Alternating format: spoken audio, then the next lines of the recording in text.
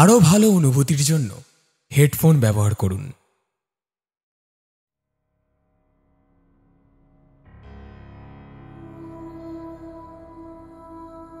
মানুষের চোখকে ফাঁকি দেওয়া খুব সহজ, কারণ আমাদের বাস্তবটাও ঠিক আজকের এই গল্পগুলোর মতনই সাজিয়ে দেওয়া যায়। লোকের চোখে আমরা তৈরি করে দিতে পারি কোনো একটা নিজেদের ইচ্ছে মতো, কিন্তু যা তৈরি করছি তা তো সবসময় সত্যি নয়। চলুন শুরু করা যাক আমাদের আজকের গল্প, লেখিকা সুদীপ্তা ঘোষের কলমে প্রতিশোধ।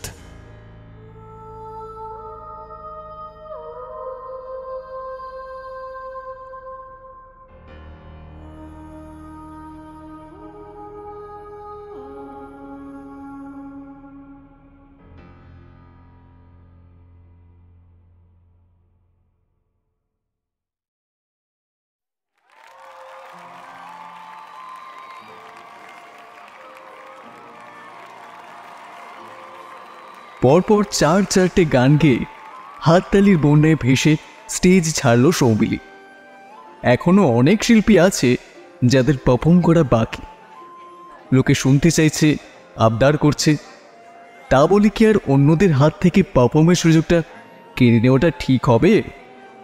স্টেজ থেকে নেমে পড়ে সৌমিলি, আর স্টেজ থেকে নামতেই পল্লবদা এগিয়ে আসে হাসি মুখে। আজ তো তুই ফাটিয়ে দিলি রে, দারুণ গেয়েছিস, চালিয়ে যা।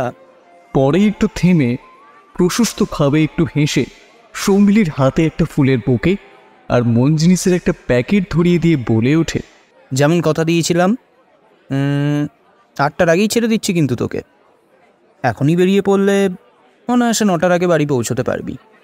চ, তোকে রিক্সায় তুলে দিয়ে আসি। কয়েক পা মাত্র এগিয়েছে ওরা সবে মাত্র, তখনই এক বয়স্ক সৌম্যদর্শন ভদ্রলোককে দেখে থমকে যায় পল্লবদা।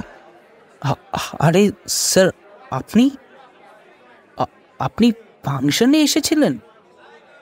দেখিনি তো। প্রতি উত্তরে ভদ্রলোক হেসে বলে উঠলেন, তা দেখলে কি করতিস শুনে? ভদ্রলোকের নজর তারপর পড়ে সৌমিলির ওপর, ওকে দেখিয়ে বলে ওঠে, তা এর সাথে আলাপ করিয়ে দিলি না তো? গান তো বেশ বেড়ে গায়ে দেখলাম। হ্যাঁ, ও হ্যাঁ, এ হচ্ছে সৌমিলি রায়। হ্যাঁ, গানটা বরাবরই ও বেশ ভালো করে। এ হলো সৌমিলি, আর সৌমিলি ইনি হলেন আমাদের কলেজের সকলের প্রিয় ইকোনমিক্সের প্রফেসর সোমনাথ দত্ত। আমাদের ব্যাচের কিন্তু সকলের প্রিয় শিক্ষক ইনি ছিলেন। পল্লব থামতেই উনি হেসে বলে উঠলেন, কেন মিথ্যা বলছিস? অত্যন্ত অপ্রিয় স্যার ছিলাম আমি, অত্যন্ত অপ্রিয় স্যার। এরপর সৌমিলি এসে প্রণাম করতে গেলে উনি লাফিয়ে এক হাত দূরে সরে গিয়ে বলে উঠলেন, ওইসব প্রণাম টনাম নয়, একদিন নিমন্ত্রণ করো বরঞ্চ আমাকে তোমাদের বাড়িতে, গিয়ে জমিয়ে গান শুনে আসা হবে। হ্যাঁ, অবশ্য যদি তাতে তোমার কোনো অসুবিধা না থাকে। এরপরে সৌমিলি কিছু বলতেই যাচ্ছিল, কিন্তু ওকে কিছু না বলতে দিয়ে সোমনাথবাবু আবারও বলে উঠলেন, তা তোমার পড়াশুনো কি কমপ্লিট? গ্র্যাজুয়েট হয়ে বসে আছি, চাকরির চেষ্টায় আছি, আর কি। তোমাদের বাড়িটা ঠিক কোথায়? এদিকের পোস্ট অফিসের পাশের গলিতে, বেশি দূর নয়। তুমি কতদিন গান শিখছো? অনেক ছোটবেলা থেকেই। হ্যাঁ, তা অবশ্য তোমার গান শুনেই আন্দাজ করা যায়, খুবই সুন্দর গলা তোমার। আসলে আমি ভীষণ গান বাজনা ভালোবাসি, যদিও নিজে অসুর, এক লাইনও গাইতে পারি না, তবুও ভালো গান শুনলে খুব ভালো লাগে। এই দেখো, ভাবছো হয়তো এই বুড়োটা কোত্থেকে এসে বক বক শুরু করলো। তা তোমার ফোন নম্বরটা একটু দেবে, যদি কিছু মনে না করো। সৌমিলি ঠিক বুঝে উঠতে পারছিল না কি করবে। অচেনা অজানা মানুষকে ফোন নাম্বার দেওয়া কি উচিত? পল্লবদের দিকে তাকাতে সে ইশারা করে দিতে বলছে, আর কি করা। তড়িঘড়ি ফোন নম্বর দিয়ে আর সেরকম কথা না বাড়িয়ে সৌমিলি উঠে পড়ল রিকশায়। রিকশায় উঠে ভাবতে লাগলো, ঠিক হলো কি কাজটা? কি করবেন উনি নাম্বার নিয়ে? কারোর দ্বারা তো কোনো উপকার হয় না। একটা চাকরির জন্য ও কম চেষ্টা করছে না, কিন্তু কোথায় চাকরি ইস, ফোন নাম্বারটা হুট করে দেওয়াটা ওর মোটেই উচিত হয়নি। বাবা শুনলে হয়তো বকবে। মাঝে মাঝে সে এমন বোকার মতো কাজ করে বসে না। অচেনা লোককে ফোন নাম্বার দেওয়াটা কোনোভাবেই কোনো বুদ্ধিমত্তার পরিচয় নয়।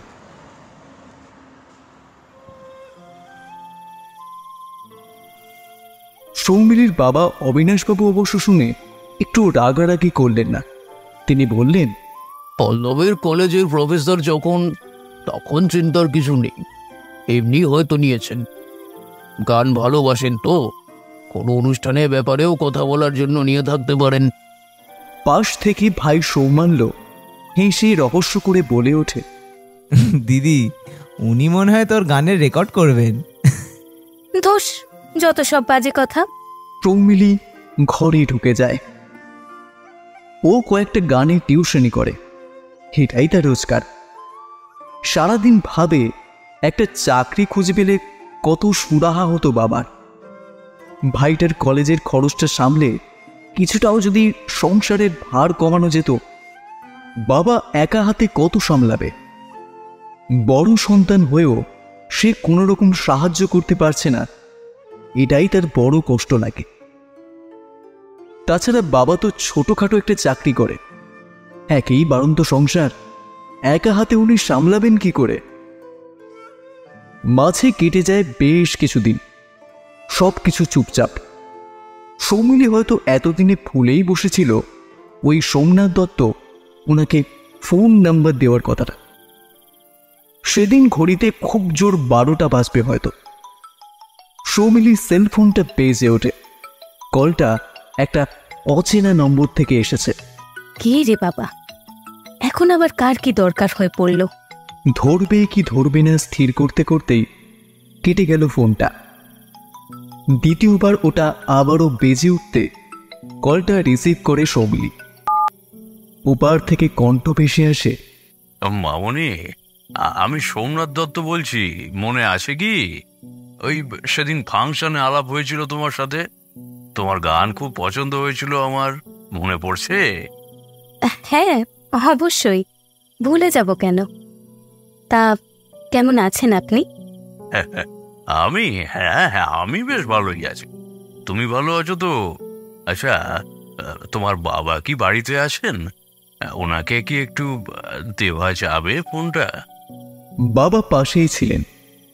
অবাক সৌমিলি ফোনটা মিউট করে বাবাকে ধরিয়ে দিয়ে বলে ওঠে, সেদিনই সেই প্রফেসর ফোন করেছেন।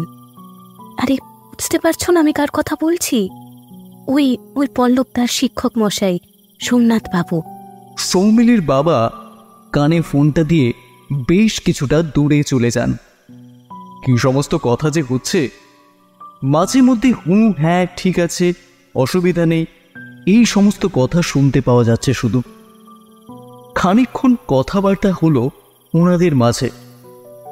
ফোনটা রাখতেই সবাই মিলে ঘিরে ধরে সৌমিলির বাবা অর্থাৎ অবিনাশবাবুকে। সোমনাথ বাবু পরের রবিবার আসবেন আমাদের বাড়িতে, সাথে ছেলে বউও থাকবে। ওরা মিলিকে দেখতে আসবে। ওনার তো মিলিকে খুব পছন্দ, তাই উনি চাইছেন আমরা রাজি থাকলে উনি মিলিকে ওনাদের বাড়ির বৌমা করে নিয়ে যেতে চান।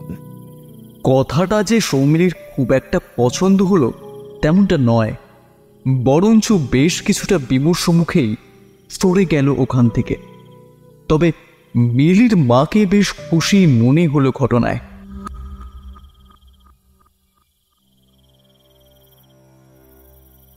আচ্ছা, তুমি নিজেই সমস্ত ডিসিশন নিয়ে নিলে?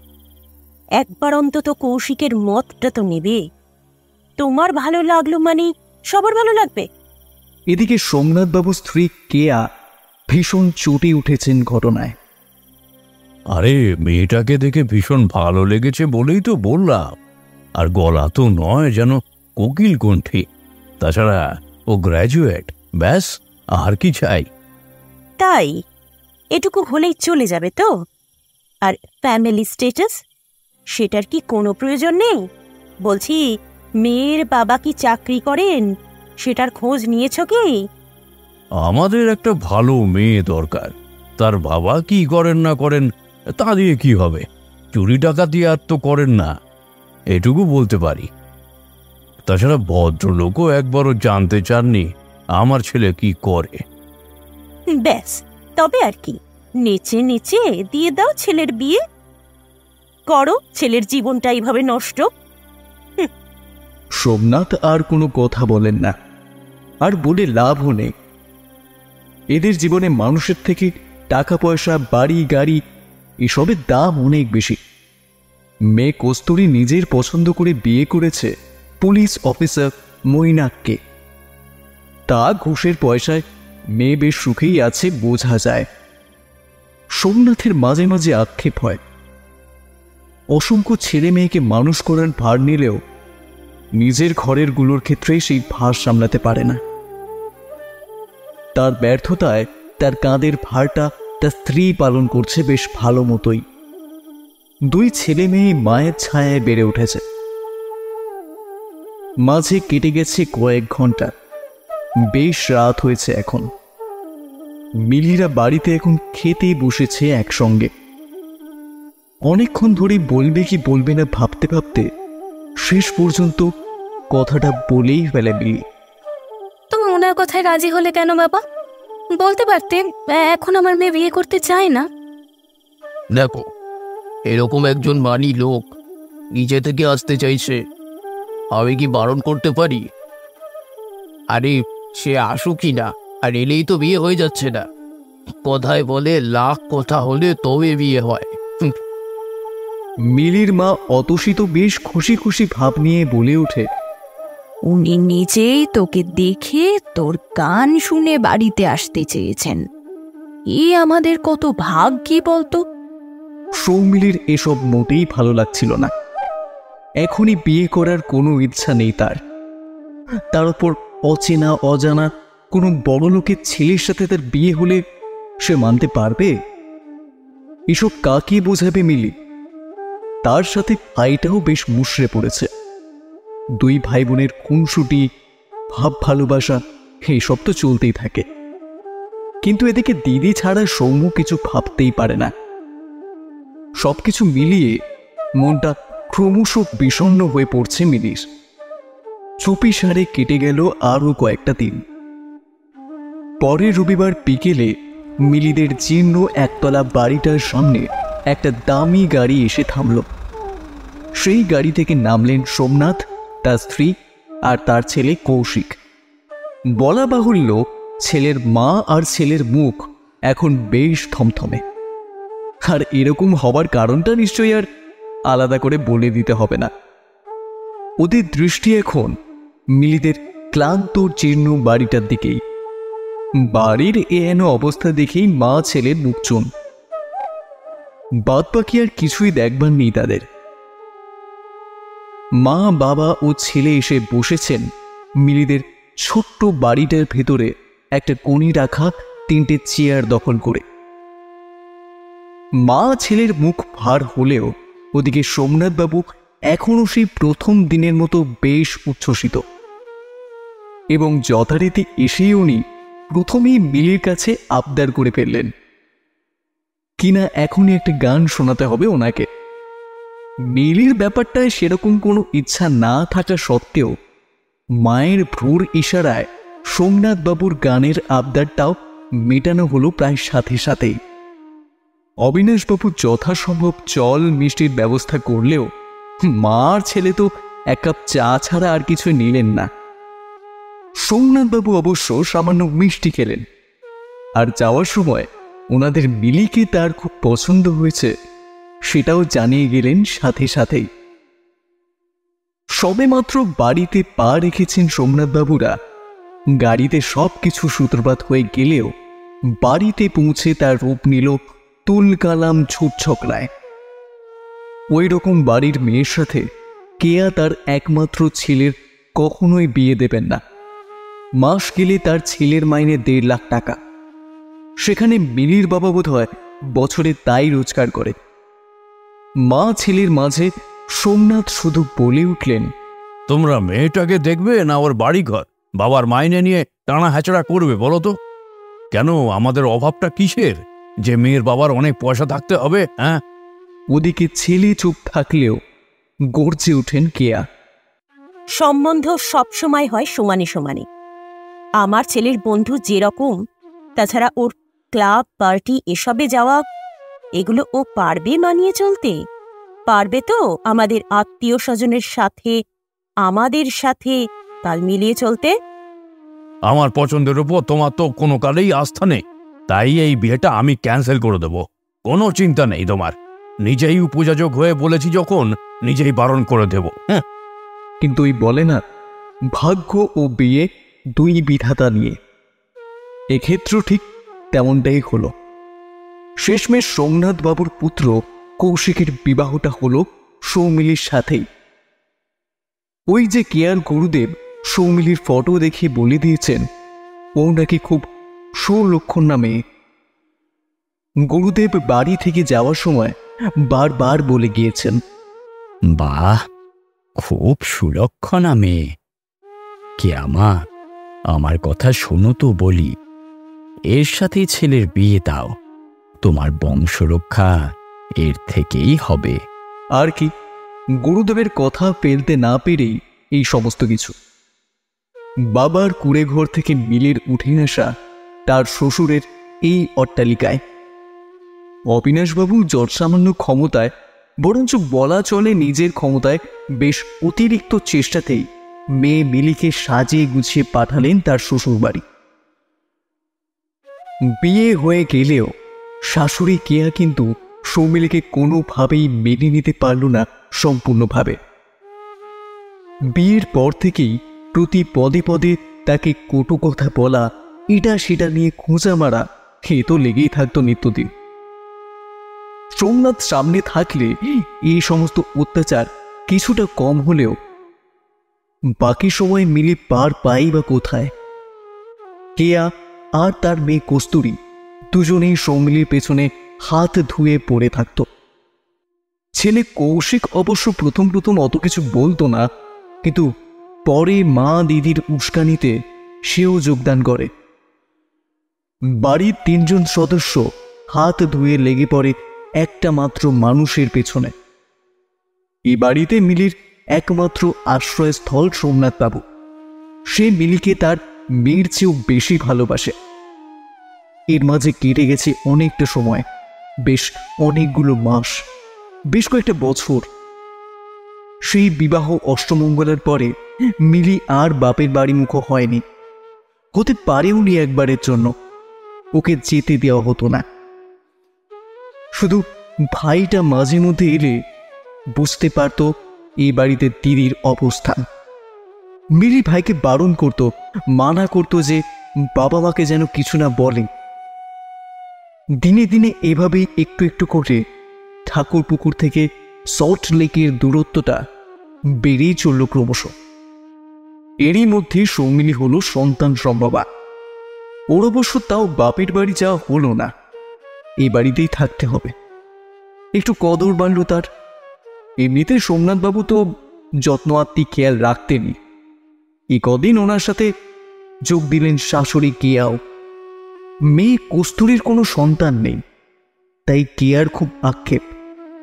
যাই হোক, নিজের বংশধর আসছে, মিলির জন্য না হলেও নিজের নাতি বা নাতনির কথা ভেবে খুশি তো হতেই পারেন উনি। শত হোক নিজের রক্ত বলে কথা। একদিন মিলির আবার আরেক নতুন চিন্তার উদয় হয়েছে। ও এখন সবসময় ভয়ে চিন্তায় ডুবে কাটায় তার যেন ছেলেই হয়। ঈশ্বরের কাছে ও সেটাই চায় দিন রাত।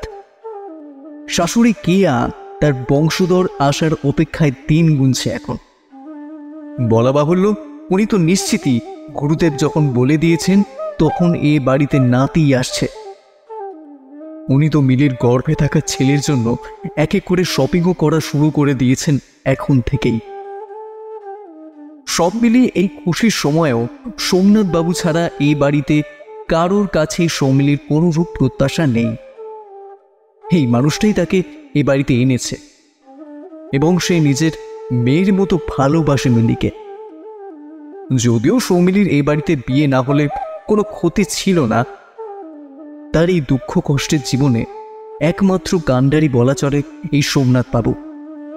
সেদিন তার সাথে মিলির দেখা না হলে সে নিশ্চয়ই আজ তার মতো ভালোই থাকত। আজ তার জীবন থেকে গান, খুশি সবই চলে গেছে। থাকার মধ্যে আছে রোজকার শুধু ওই দিনগত পাপ ক্ষয়। বিয়ের পর থেকে তো এই বাড়িতে মিলির গান গাওয়া প্রায় বন্ধই বলা যায়। কেউ কেউ বাড়িতে না থাকলে সোমনাথ বাবু তাকে খোলা গলায় গাইতে বলেন। গান গাইতে গিয়ে মিলির চোখ দুটো জলে ছাপিয়ে ওঠে। সোমনাথ তার মাথায় সান্ত্বনার হাতটা রাখে। ওইটুকুই যে গান গাইতে পারে মিলি, আর বাকি সব সময় যা মন মেজাজ থাকে আজকাল গুনগুনিয়ে গান গাইতেও আর মন করে না ওর। যাই হোক, নামি দামি এক নার্সিং হোমে মিলির ছেলে হলো। হ্যাঁ, পুত্র সন্তানই প্রসব করল মিলি। আজ পরিবারের সবাই বেশ খুশি, বিশেষ করে কেয়া। নাতিকে নিয়ে তার আদিক্ষেতার আর শেষ নেই। আজ নাতি একটু কাঁদলেই মিলিকে তুলোধনা করেন তিনি। যদিও 24 ঘন্টার আয়া আছে, তবু যত রাগের ভার এসে পড়ে সেই মিলির ওপর।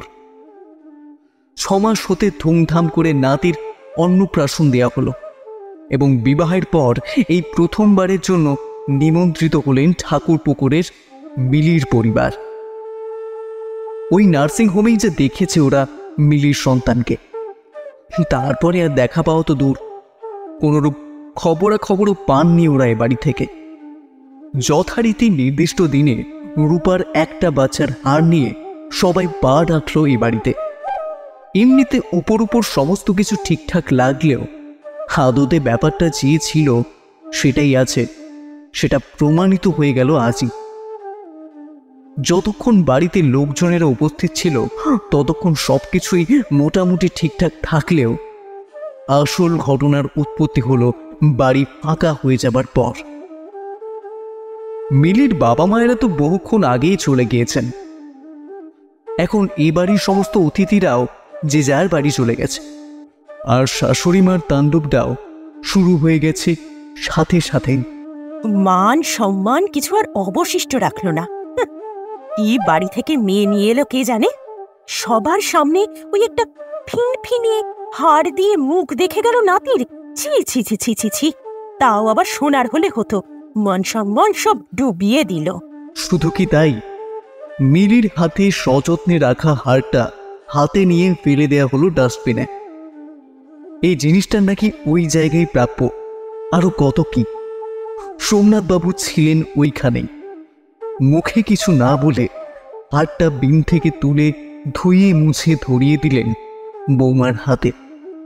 সাথে মুচকি হেসে বেশ একটু রহস্য করে বলে উঠলেন, তত হোক বাবার দেওয়া জিনিস, এটাকে সাবধানে রাখিস, না হলে কেউ আবার এদিক ওদিক ছুঁড়ে ফেলবে। ওদিকে কেয়ার জ্বলন্ত চোখ সোমনাথকে ওর চাহনিতে ভস্ম করে দিতে চাইছে ততক্ষণে।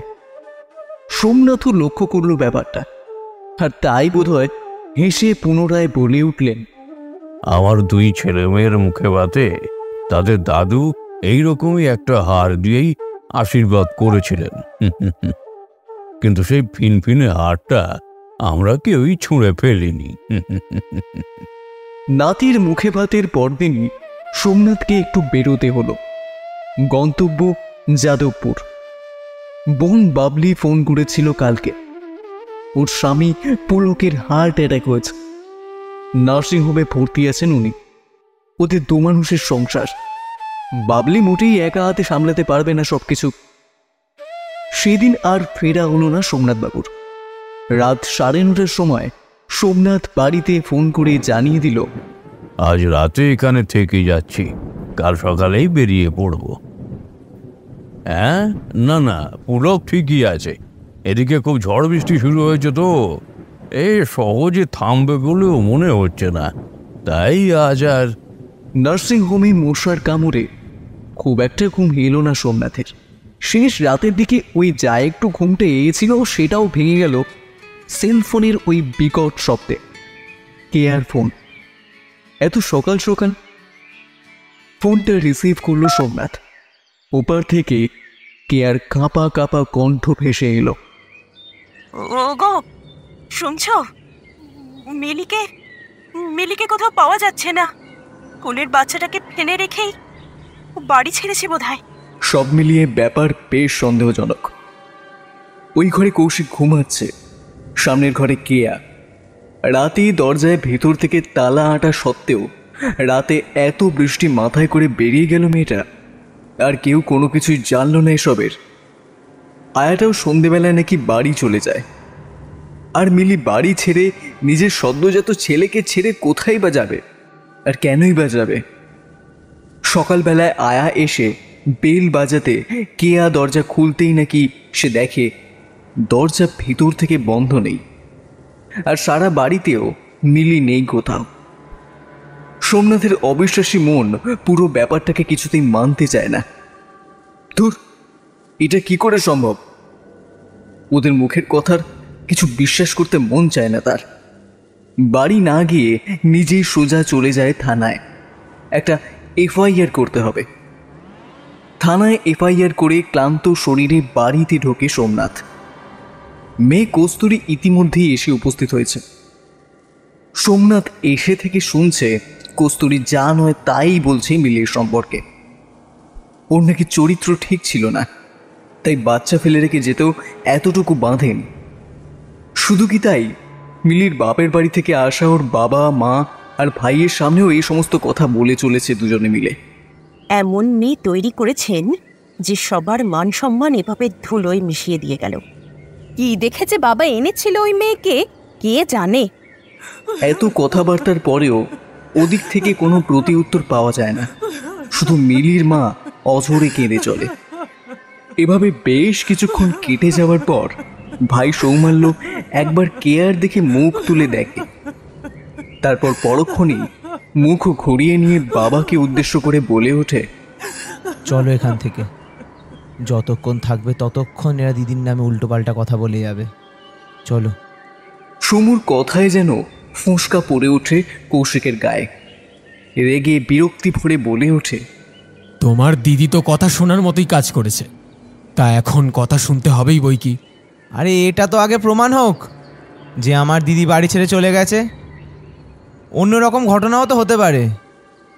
কেউ তো কিছুই জানে না, শুধু আজে বাজে কথা বললেই হয় নাকি? বাবা ওঠো এবার। বলে আর কোনো কিছুর অপেক্ষা না করে আগে আগে বাড়ি ছেড়ে বেরিয়ে যায় সৌম, এবং যথারীতি ওর পিছু পিছু উচ্ছ্বসিক্ত বাবা মা। মাঝে কেটে যায় একটা রাত ও অর্ধেক একটা দিন। না, এখনো পর্যন্ত মিলির কোনো খোঁজ খবর নেই। থানা থেকেও তো কেউ এলো না এখনো পর্যন্ত।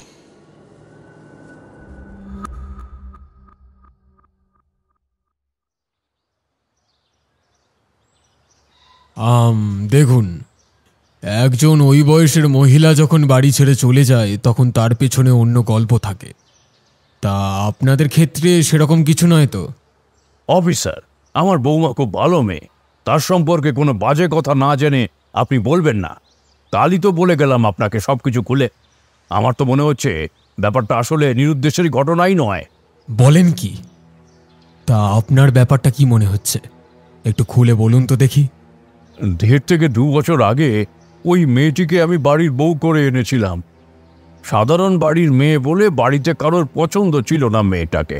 সব সময় কটু কথা বলা, বাজে ব্যবহার করা, এসব চলতেই থাকতো। মেয়েটা মুখ বুঝে সব সহ্য করে যেত। মুখে একটা রা পর্যন্ত কাটতো না কোনোদিনও, অন্তত আমি তো দেখিনি। আর ও বাড়ি ছেড়ে চলে যাওয়ার মতো মেয়েই নয়, একদমই নয়। বিশেষ করে এই সময় একটা সদ্যজাতকে পেলে না না না না, ও এই কাজ করতেই পারে না।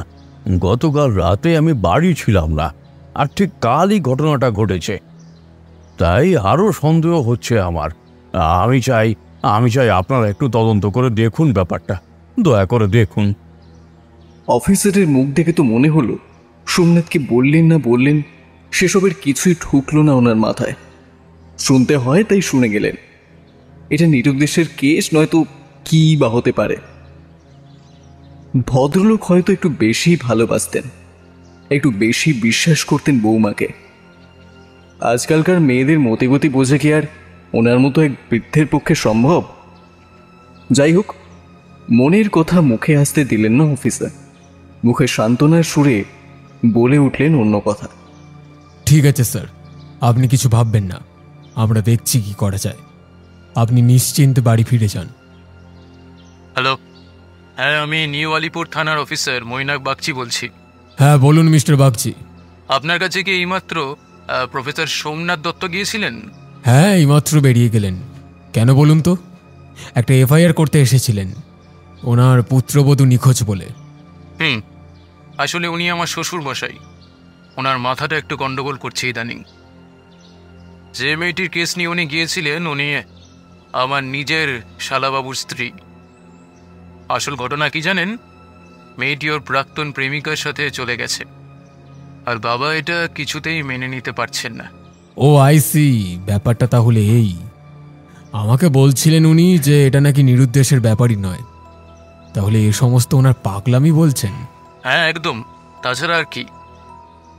আপনি বললে মেডিকেল রিপোর্টও দেখাতে পারি। এরপর আরো দু একটা কথা হবার পর মৈনাক রেখে দেয় ফোনটা। এদিকে অফিসারও ঠিক করে নেয় এসব ফালতু কেসে অনর্থক মাথা গলাবেন না, খামোখা সময় নষ্ট করে কি বা লাভ। থানা থেকে বাড়ি ফিরে চুপচাপ নিজের ঘরে বসেছিলেন সোমনাথ। কি থেকে যে কি হয়ে গেল এটাই ভাবছিলেন।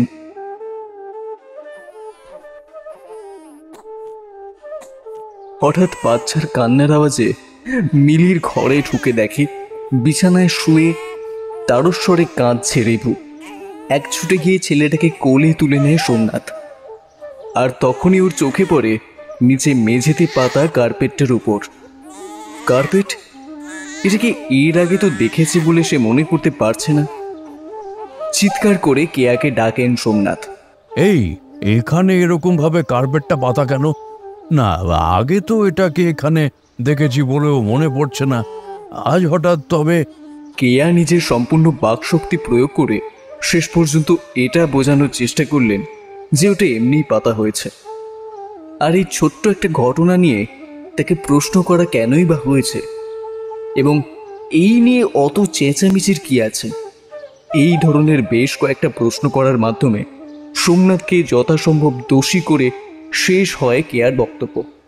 কিন্তু এত কিছুতেও সোমনাথের মন থেকে খটকাটা সম্পূর্ণ দূর হয় না কোনোভাবেই। সোমনাথ বাচ্চাটাকে বিছানায় বসিয়ে কার্পেট ধরে টান মারে, আর তখনই এক টানে মেঝের উপর সদ্য পাতা কার্পেট সরে যায় এবং উন্মুক্ত হয়ে পড়ে মেঝের মধ্যে সৃষ্ট অস্বাভাবিক বিশ্রী একটা পোড়া ঝলসানো দাগ। এইটা কিসের দাগ? আগে তো দেখিনি। কবে হলো এটা? আর এটা হলোই বা কি করে? কেয়া আমতা আমতা করতে থাকে, কোনো কিছুই বলতে পারে না ঠিক করে। আমার হাত থেকে অ্যাসিডের বোতলটা পড়ে গিয়েছিল, তাই এইরকম বিশ্রী দাগ ঢাকতে কার্পেট পাতা হলো। কৌশিক ছিল আশেপাশে। মায়ের মুখে রানই দেখে ওই এগিয়ে এসে বলে গেল সমস্তটা। তা ওই অ্যাসিড পড়াটা কি মিলি থাকাকালীন হয়েছে, না ও চলে যাওয়ার পরে হলো? কেয়া এতক্ষণে সামলে উঠেছে বেশ কিছুটা। এবার বাঘের গর্জনে নেয় শব্দ তুলে রেগে বলে উঠল, তুমি এরকম গোয়েন্দা মার্কা হাবভাব করছো কেন বলো তো? আমাদের কি দেখে চোর ছ্যাচর মনে হয় নাকি অন্য কিছু? মেয়েটা যবে থেকে বাড়ি ছেড়েছে তবে থেকে কেমন একটা হাবভাব করে চলেছ, যেন আমরাই দোষী। বলছি ব্যাপারটা কি শুনি? এতক্ষণ সবকিছু দূর থেকে পর্যবেক্ষণে ব্যস্ত থাকলেও এবার মায়ের সঙ্গ নিল মেয়ে কস্তুরীও। বাবা, ওই মেয়েটা মনে হচ্ছে আমাদের থেকেও প্রিয় তোমার কাছে। না হলে বাড়ি ছেড়ে চলে গেছে শুনেও তোমার বিশ্বাস হচ্ছে না? এদিক ওদিক থেকে ছোট ছোট ঘটনাগুলোকে কেন্দ্র করে শুধু শুধু অশান্তি করে চলেছে। বিশ্বাসের কথা বলছিস তো বলি শোন, না হচ্ছে না, এক ফোঁটাও বিশ্বাস হচ্ছে না তোদের। তোদের কাউকে আমি বিশ্বাস করি না। এরপর আর সোমনাথ কোনো কিছুর জন্য অপেক্ষা করে না, শটান বেরিয়ে যায় ঘর ছেড়ে। আজ রাতে একটা অদ্ভুত স্বপ্ন দেখে সোমনাথ। সে বিভৎস এক স্বপ্ন। মাঝরাতে ঘুম ভেঙে যায় সোমনাথের। একটা পোড়া বিভৎস মুখের মেয়ে তাকে কিছু বলতে চাইছে যেন। মাথার চুলগুলো খোবলা করে কাটা। কেমন যেন গলাটা শুকিয়ে আসে সোমনাথের। ঘুম ভেঙে থেকে বেশ খানিকটা সময় পার হয়ে গেলেও আর ঘুম আসে না তার। খালি মনে হতে থাকে ওটা কার মুখ ছিল, স্বপ্নে ওটা কি বলতে চাইছিল তাকে। না, একটু বেশি ভাবছে সোমনাথ। ও কিছু নয়। সকালে মেঝেতে দেখা ওই দাগটা আর মিলির নিরুদ্দেশ, এই সব কিছু মিলিয়েই অমন একটা ভয়ঙ্কর স্বপ্ন দেখেছে হয়তো। সোমনাথ আজ একাই শুয়েছে। ওর ঘরে 2 ছেলে মেয়েকে নিয়ে মা আছে, আর একটা ঘরে রিভু আর আয়াটা রয়েছে। সোমনাথ বিছানার পাশে টেবিলে রাখা গ্লাসটা হাতে তুলে এক ঢুকে শেষ করে দেয় সমস্ত জলটা। মাথাটা যেন কাজ করছে না আজ। সারাটা রাত আর এক ফোঁটা ঘুমোতে পারল না সোমনাথ। থেকে থেকে ভোরের দিকে চোখটা লেগে আসছিল। একটু লেগে আসতেই আবারও বিপত্তি। একটা কান্নার আওয়াজ। কোথা থেকে যেন কার একটা করুণ সুরে কান্নার আওয়াজ ভেসে আসছে। তন্দ্রা ছুটে গেল সোমনাথের। বিছানায় ধর্মর করে উঠে বসে পড়ে সোমনাথ, এবং অবাক করা ব্যাপার, তার উঠে বসতেই প্রায় সাথে সাথেই থেমে যায় ওই কান্নার আওয়াজটা। এসব কি হচ্ছে? তার মাথাটা কি খারাপ হয়ে যাচ্ছে এবার? কই, আগে তো কোনোদিন এসব কিছু শোনেননি তিনি। আজ আর ঘুম আসবে না, তার চেয়ে গান শোনা যাক। কিন্তু এখানে সেই বিপত্তি। মোবাইলে যে গানই দিচ্ছেন না সোমনাথ, সেই একটা গানই ফিরে ফিরে শুনতে পাচ্ছেন। যে ছিল আমার স্বপ্ন চারিলি, তারে বুঝিতে পারিলি, তারে বুঝিতে পারিলি। বেশ চেনা চেনা লাগছে গানটা। সুর ও ছন্দ ও কণ্ঠস্বর যেন লেগে আছে ওনার কানে। এরপর বেশ কিছুক্ষণ এক মনে গানটা শোনার পর হঠাৎ মনে পড়ে যায় কদিন আগে তারই অনুরোধে তো মিলি করেছিল এই গানটা। খোলা গলায় গাইতে গাইতে তার চোখ দুটো জলে ভরে গেছিল। কিন্তু মোবাইলে শুধু এই গানটাই আসছে কেন? কিছুই বুঝে উঠতে পারছেন না তিনি। আর সে গানটা রেকর্ডই বা করলো কখন? এই ফোনে ওই গান এলোই বা কোথা থেকে? মাথায় আসে না কিছুই। মোবাইল বন্ধ করে চুপচাপ শুয়ে পড়েন আবার।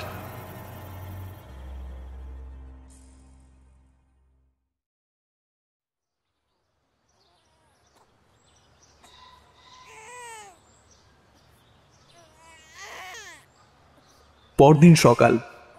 রিভুর কান্নার আওয়াজ ভেসে আসছে ওই ঘর থেকে। আয়াটা কোথায় গেছে কে জানে।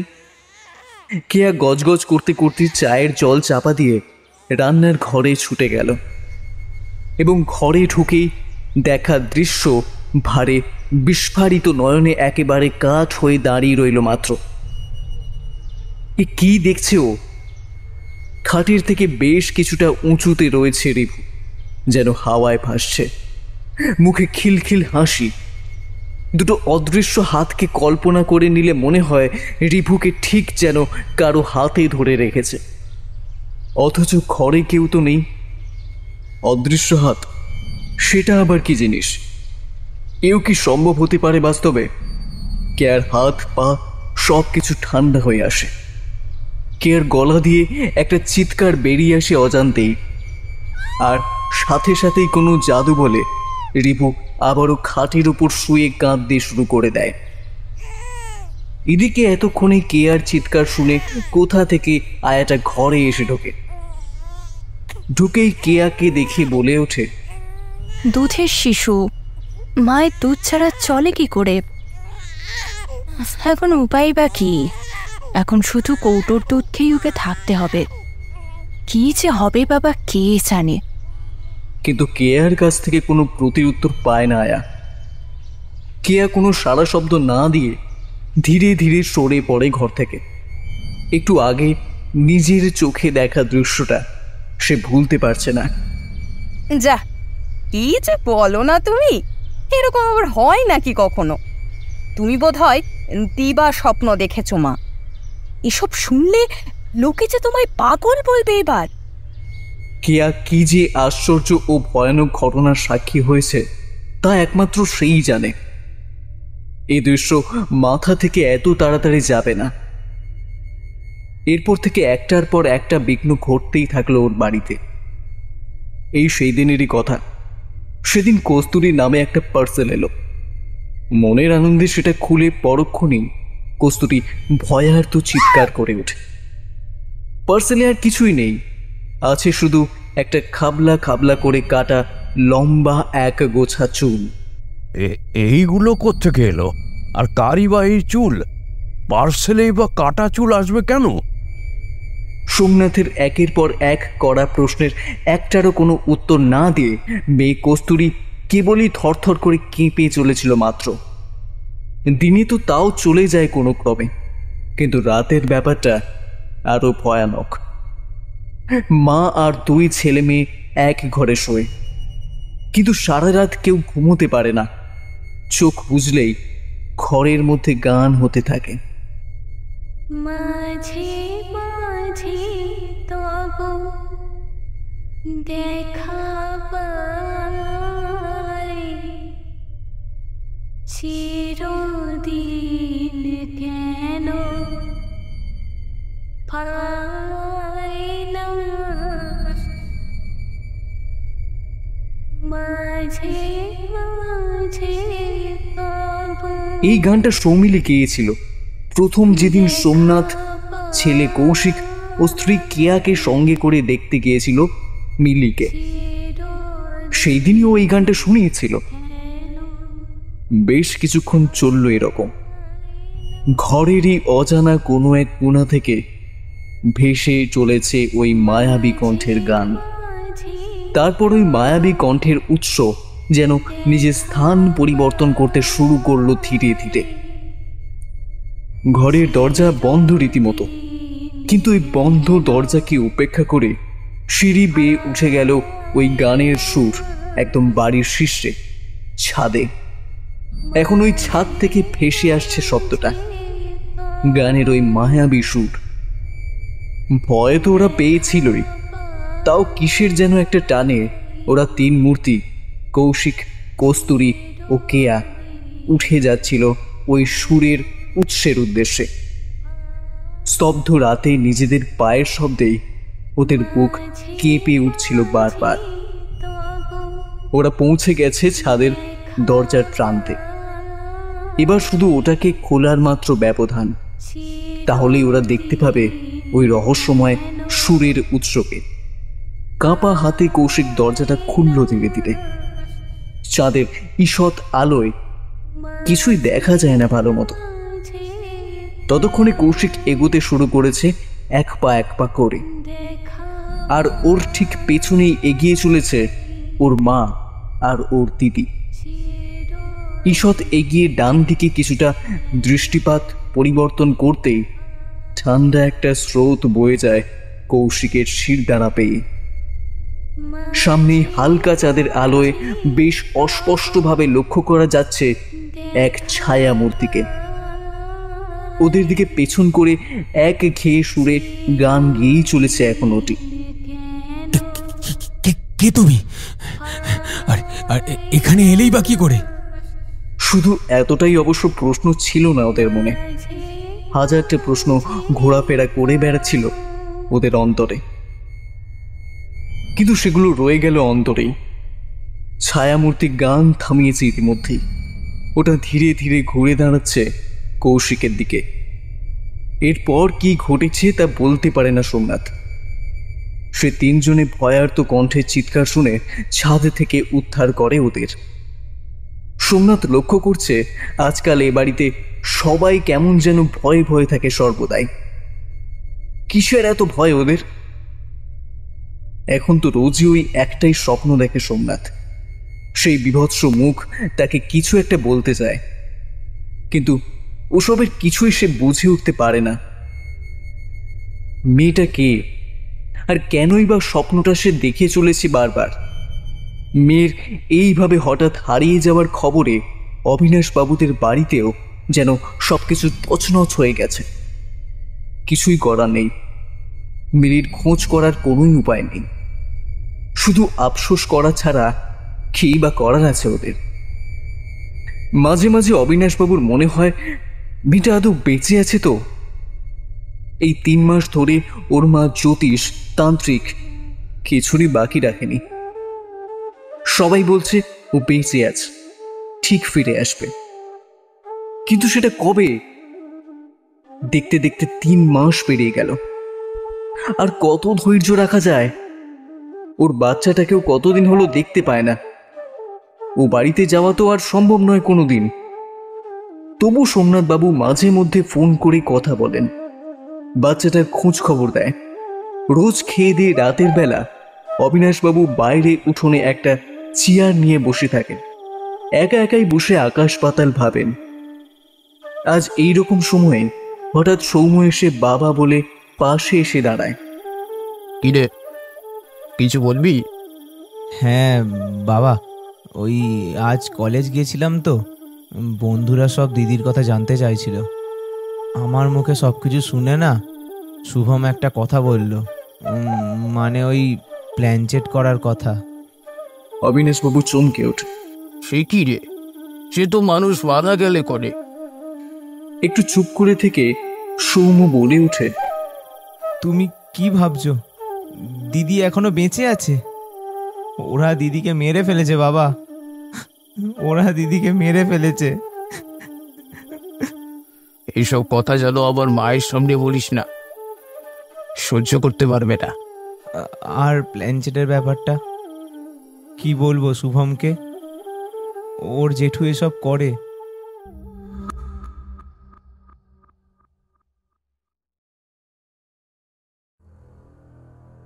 আজ রাতে বাড়িতে এমন একটা কাণ্ড হলো যে কেয়ার ভয়ে 10 গুণ বেড়ে গেল।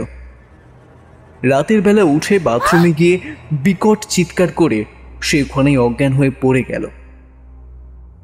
কোনো রকমে দরজা ভেঙে তাকে উদ্ধার করে ঘরে আনা হলো। চোখে মুখে জল দিতে তবে তার জ্ঞান ফিরে এলো। আতঙ্কে প্রথমে কিছু বলতে পারছিল না সে। পরে জানা গেল বাথরুমের জানলায় বিভৎস একটা মুখ দেখেছে সে। তার দিকে তীব্র দৃষ্টিতে তাকিয়েছিল সে। তারপরে কেয়ার আর কিছুই মনে নেই। সোমনাথ বুঝতে পারছে এবারের সবাই তার কাছে কিছু একটা লুকাচ্ছে, আর সেই জন্যই হয়তো সারাক্ষণ ভয়ে সিটিয়ে থাকছে ওরা। আজ মিলির ঘরে গিয়ে রিভুকে আদর করছিলেন সোমনাথ। এমন সময় ওর আয়া রীতা এসে ঘরে ঢুকল। সোমনাথ তাকে প্রশ্ন করল, সেদিন রাতে তুমি কটায় বাড়ি গিয়েছিলে রীতা? সেদিন রাত মানে? মিলির নিখোঁজ হওয়ার আগের রাত। আমি তো 9টায় বেরোতাম আগে। সেদিন বৃষ্টি পড়ছে দেখে মিলি বৌদি বলল, আজ তুমি তাড়াতাড়ি বাড়ি চলে যাও। তাই আমি 7টার মধ্যে চলে গেছিলাম। তুমি থাকাকালীন কি ঝগড়াঝাটি কিছু হয়েছিল যার জন্য মিলি বাড়ি থেকে চলে গেল? কাকু, আমি 6 মাসের উপর বৌদিকে দেখেছি। মাসিমা, দাদাবাবু ওনাকে যা খুশি বলতেন, কিন্তু বৌদি কোনোদিন উত্তর দেননি ওসবের। বৌদির ওরকম স্বভাবই ছিল না। তাই বলছি, বৌদির বাড়ি ছাড়ার কারণটা হয়তো অন্য কিছু। এতদিন যখন যাননি, তো সেদিন যদি সামান্য ঝগড়াও হয়ে থাকে, সামান্য ওই ঝগড়ার কারণে দুধের শিশুকে ফেলে কখনোই যাবে না সে। আর এই কার্পেটটা? ঘরে ওই ঘটনার পর থেকে লক্ষ্য করা ওই কার্পেটটার দিকে নির্দেশ করে বলে ওঠেন সোমনাথ। কখন থেকে পাতা দেখেছো এটাকে? পরদিন সকাল থেকে আগের রাতে বাড়ি যাওয়ার আগে পর্যন্ত তো পাতা ছিল না এটা। সোমনাথ একে একে দই করার চেষ্টা করে।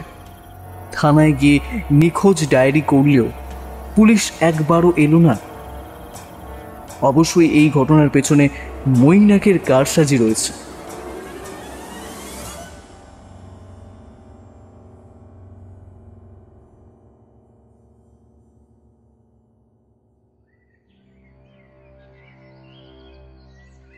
আজ সকালের দিকে কেয়া আর কস্তুরী বারাসাতে তাদের গুরুদেবের আশ্রমের উদ্দেশ্যে বেরিয়ে গেলেন, তার সাথে প্রচুর উপহার নিয়ে। অবশ্যই এই ব্যাপারে সোমনাথ কিছুই জানলেন না। কোনো অতৃপ্ত আত্মা তোদের ভয় দেখাচ্ছে, কিন্তু কেন? তোরা কি কারোর কোনো ক্ষতি করেছিস? কেয়া এরপর কেঁদে লুটিয়ে পড়লেন গুরুদেবের পা জড়িয়ে। আমাদের ক্ষমা করুন গুরুদেব, আমাদের ক্ষমা করুন, একটা বড় ভুল করে ফেলেছি। এরপর ধীরে ধীরে গুরুদেবের কাছে সব খুলে বললেন কেয়া। গুরুদেব অগ্নি নেত্রে কেয়া ও কস্তুরীর দিকে চেয়ে বলে ওঠেন, আগে বল, কি ভুল করেছিস?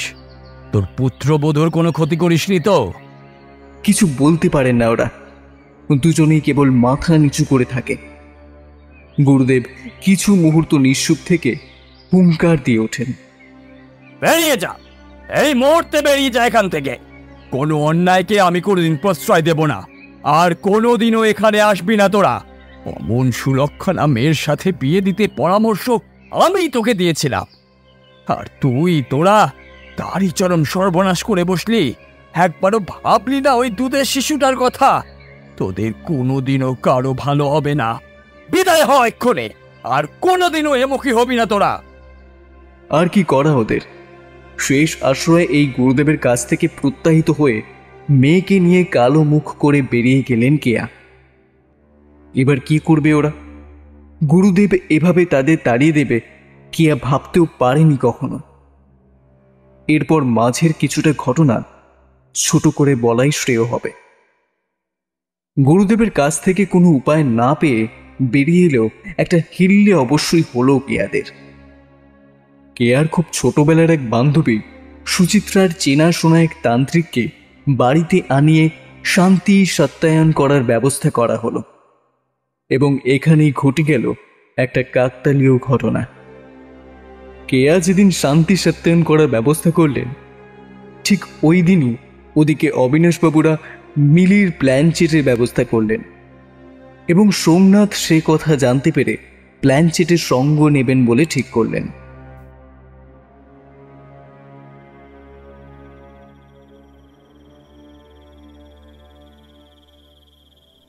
আমাকে সাথে নেবেন? আমিও যেতে চাই। আপনি যাবেন? আদেও কি বিশ্বাস আছে আপনার এসবে? না, করতাম না, এসব বিশ্বাস করতাম না, কিন্তু কিন্তু এখন কিছু ঘটনা ঘটেছে আমার সাথে, যার কারণে এসব কিছুকে ঠিক অবিশ্বাস করতেও মন চাইছে না। আর তাছাড়া সব পথ বন্ধ হয়ে দেওয়ালে পিঠ ঢেকে গেলে সব কিছুতেই বিশ্বাস রাখতে হয়। বাড়ির লোকের লুকোছাপা, নিজের সাথে ঘটে চলা অবিশ্বাস্য কিছু ঘটনা, এসব আমাকে সারাক্ষণ ভাবাচ্ছে আজকাল। আমি যাব আপনাদের সাথে। আমার মিলিমার সাথে যা যা হয়েছে সেই সব জানা আমার খুব দরকার। একটা দীর্ঘ নিঃশ্বাস ফেলে অবিনাশ ভাবলেন, জানি না এটা ঠিক না ভুল হচ্ছে, কিন্তু কিছু তো একটা জানা যাবে। আমার মেয়েটা আদৌ বেঁচে আছে কি না সেটা জানাই বেশি দরকার। অর্থাৎ ঘটনাটা ঘটল ঠিক এই রকম। অবিনাশবাবুর মিলির প্ল্যানচেট ও কেয়ার শান্তি সত্যায়নের ব্যাপার দুটো ঘটে গেল একদিনেই, এবং এক দল অন্য দলের পরিকল্পনার ব্যাপারে কিছুই জানলেন না। আজ আগে থেকেই সৌমুর বন্ধু শুভম জেঠুর বাড়িতে চলে গেছে। ওর জেঠু আগে চাকরি সূত্রে বাইরে বাইরে থাকতেন। জেঠিমা মারা যেতে নিজের কাজ ছেড়ে উঠে এসেছেন বারুইপুরের এই পৈতৃক বাড়িতে। শুভম মাঝে মধ্যে জেঠুর প্ল্যানচেটের সঙ্গী হতে চলে আসে। বাড়িটার প্রধান রাস্তা থেকে অনেক ভেতরে, পুরোপুরি গ্রাম্য পরিবেশ বলা যায়। গাছপালা দিয়ে ঘেরা একতলা বাড়িটা রাতের বেলায় বেশ ভৌতিক পরিবেশের সৃষ্টি করে। দিন ও রাতের তফাৎ এখানে প্রবলভাবে চোখে পড়ে। আজ শনিবার, তার উপর আমাবস্যা, একেবারে সঠিক দিন এই সমস্ত ব্যাপারগুলোর জন্য। আজ রাত 12:30 উনি সময় দিয়েছেন অবিনাশবাবুকে। শুভমের বাতলে দেওয়া ঠিকানা অনুযায়ী অবিনাশবাবুরা ঠিক রাত 11টা নাগাদ পৌঁছে গেলেন বারুইপুর, শুভমের জেঠু পার্থবাবুর বাড়ি। সকলেই খাওয়া দাওয়া সেরে গেলেও শুভমের জেঠু পার্থবাবুর অনুরোধ জোড়াজুড়িতে 1 কাপ করে কফি খেল সবাই। সময়ের কিছু আগে পার্থবাবু জানতে চাইলেন, আচ্ছা, মিডিয়াম কে হবে? শেষ পর্যন্ত ঠিক হলো মিডিয়াম হবে সৌময়ী। সমস্ত দরজা জানলা বন্ধ, মাঝে একটা তেপায়া টুল, আর তার উপর ঈষৎ মৃদু ও ঘরের একমাত্র আলোর উৎস মোমবাতিটাকে জ্বালানো হয়েছে। আর ওটাকে ঘিরে চারিদিকে গোল করে বসে আছেন সকলে। টুলের এক প্রান্তে অবিনাশবাবুদের সবার মাধ্যমে সৃষ্ট হওয়া গোলকের মধ্যে আরও একটা টুলে বসানো হয়েছে মিডিয়াম সৌম্যকে, এবং ওর হাতে দেওয়া হয়েছে খাতা ও পেন্সিল। আর পার্থবাবু বসেছেন অবিনাশবাবুদেরই সাথে, একে অপরের হাত ধরাধরি করে সৌম্যকে কেন্দ্র করে একটা গোলক সৃষ্টি করে। এই সমস্ত কিছুর ব্যবস্থা করে ওদের অপেক্ষা করতে হয়েছিল বেশ কয়েকটা মিনিট। বলা বাহুল্য ওই কটা মিনিট ওদের কাছে হয়ে উঠেছিল কয়েক ঘন্টার মতো। এরপর টিপিক্যাল প্ল্যানচেট যেরকমটা করা হয়ে থাকে আর কি, গল্পে কখনো না কখনো তো শুনেই থাকবে তোমরা, এও ওই একই ঘটনার পুনরাবৃত্তি। ঘড়িতে 12টার ঘন্টাটা পড়ার সাথে সাথেই আগে বলে রাখা পার্থবাবুর কথা মতো শুরু হলো প্ল্যানচেট, অর্থাৎ আত্মা নামানোর প্রক্রিয়া। সকলে এক মনে মিলির বিষয় ভাবতে শুরু করলেন, আহ্বান করতে লাগলেন মিলির আত্মাকে। গাঢ় অন্ধকারে ডুবে থেকে মিনিট 5 কেটে গেল এভাবেই। তারপর হঠাৎ একটা দমকা হাওয়ায় বন্ধ দরজা খুলে গেল কাঁচ শব্দ করে, এবং এরপর আরও একটা দমকা হিমশীতল হাওয়া এসে এক ঝাপটায় নিভিয়ে দিল ঘরের একমাত্র আলোর উৎস মোমবাতিটাকে। এখন সকলের বুকের ভেতরেই হাতুড়ির শব্দ চলছে। সত্যি কি সৌমিলি এসেছে তাহলে? কিছুক্ষণ কি একটা মুখে বিড়বিড় করে গলা ছেড়ে গমগমে গলায় পার্থবাবু বলে উঠলেন, মিলিমা, তুমি কি এসেছো? এখন কি উপস্থিত আছো তুমি আমাদের মধ্যে? মিনিট খানেক কোনো জবাব এলো না। হ্যাঁ, অবশ্য তারপরও ঠিক জবাব যাকে বলা যায় তা এলো না।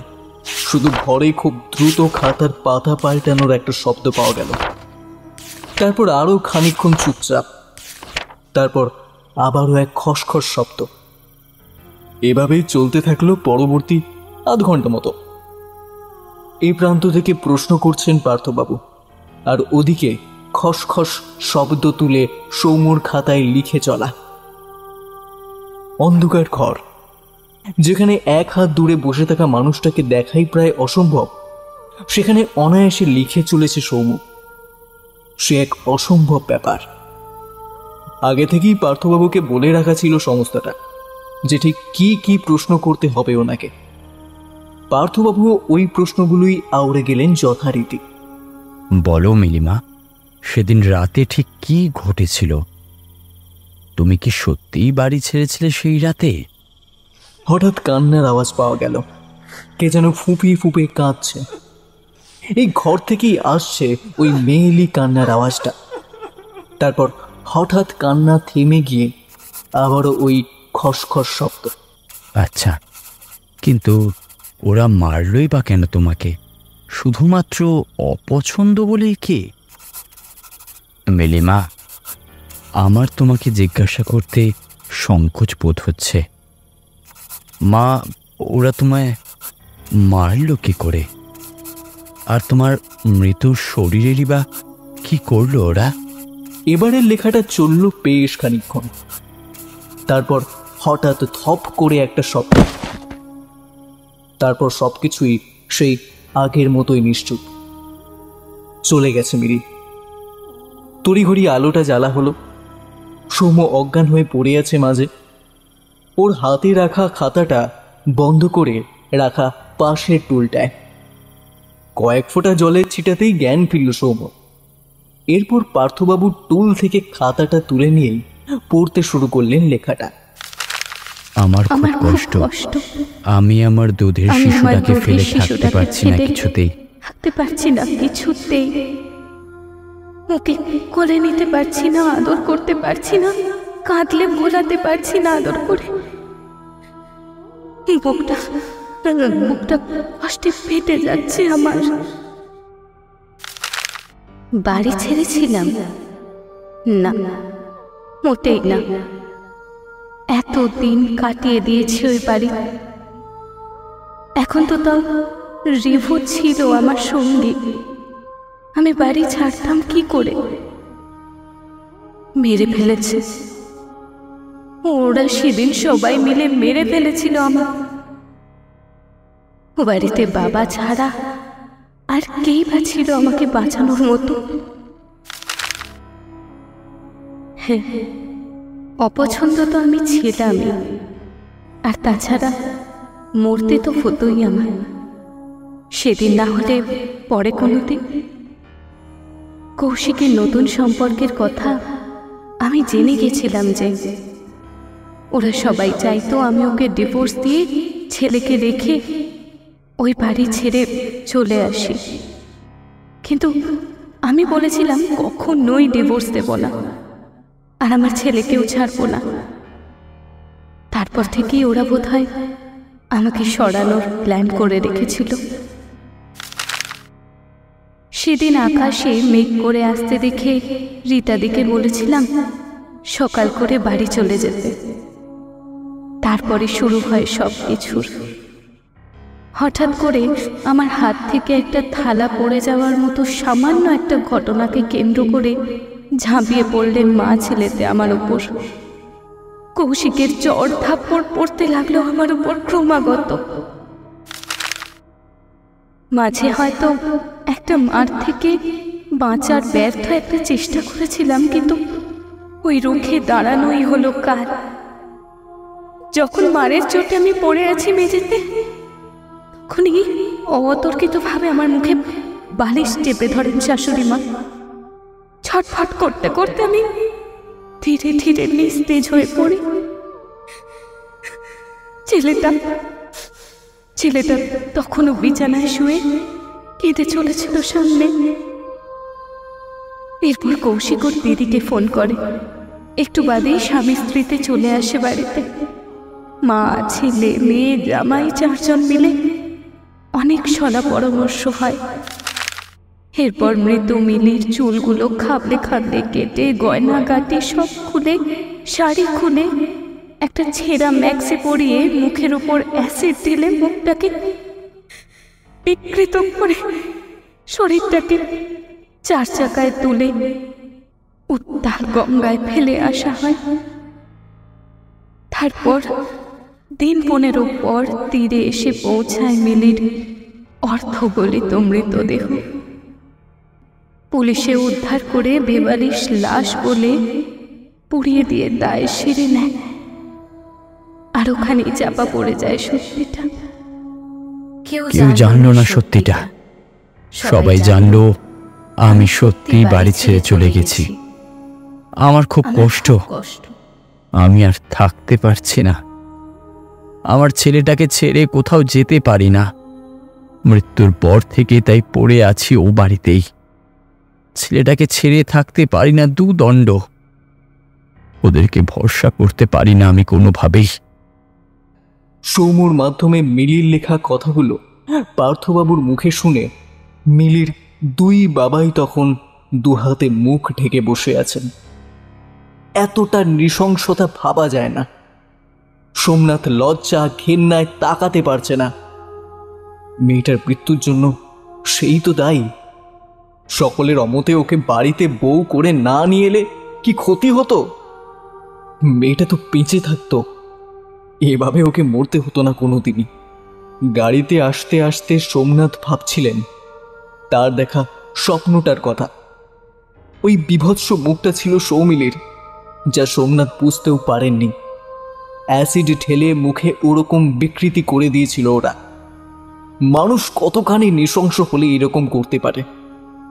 স্বপ্নে মেয়েটা তাকে কিছু বলতে চাইতো, হয়তো এই কথাগুলি বলতে চাইতো ও।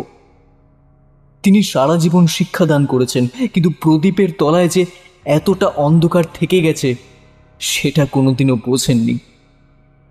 তার ঘরের মধ্যেই কতগুলো মানুষরূপী অমানুষ বাস করছে, তিনি সেটা বুঝে উঠতে পারেননি। না হলে এই মেয়েটার জীবনটা তিনি নষ্ট হতে দিতেন না। তার একটা ভুলের মাসুল এভাবে দিতে হতো না সৌমিলীকে। বুকের ভেতর যেন আগুন জ্বলছে সোমনাথের। ওদের শাস্তি না হওয়া অবধি বুকের এ জ্বালা মিটবে না। কিন্তু ওদের দেবে কে শাস্তি? সব জেনে বুঝেও যে তার হাত পা বাঁধা, তার কি সাধ্য মিলিকে সুবিচার পাইয়ে দেওয়ার? বাড়িতে ঢুকেই সোমনাথ দেখে মৈনাক বসে চা খাচ্ছে। কোথায় ছিলেন সারা রাত? সবাই কত চিন্তা করছিল আপনার জন্য। বলো কি, আমি এক রাত না থাকাতে এত চিন্তা? আর আর ওই মেয়েটা কমাস হয়ে গেল নিখোঁজ, তা নিয়ে তো কারোর হেলদোল নেই। একটা ডায়েরি করলাম, পুলিশ পর্যন্ত এলো না খোঁজখবর করতে। ব্যাপারটা বেশ অদ্ভুত না? সৌমিলির ব্যাপারটা আলাদা, ও নিজেই চলে গেছে বাড়ি ছেড়ে। তোমরা তো শিওর হচ্ছ কি করে? ও কি কাউকে বলে গেছিল যে হ্যাঁ আমি চলে যাচ্ছি বাড়ি ছেড়ে? আমার তো মনে হচ্ছে ও নিজে নিখোঁজ হয়নি, ওকে নিখোঁজ করে দেওয়া হয়েছে। কি নিখোঁজ করে দেওয়া হয়েছে? এসব আপনি কি বলছেন? কে নিখোঁজ করেছে ওকে? তুমি পুলিশ, তুমি তো ভালো বলতে পারবে আমার থেকে। আমি কি আর 12 বছর ধরে খাদি উর্দিটা পরে ঘুরে বেড়াচ্ছি? মৈনাক কোনো উত্তর দিতে পারে না। ক্লান্ত বিধ্বস্ত সোমনাথ নিজের ঘরে গিয়ে শুয়ে পড়ে। কিছু খেতে ইচ্ছে করছে না ওর।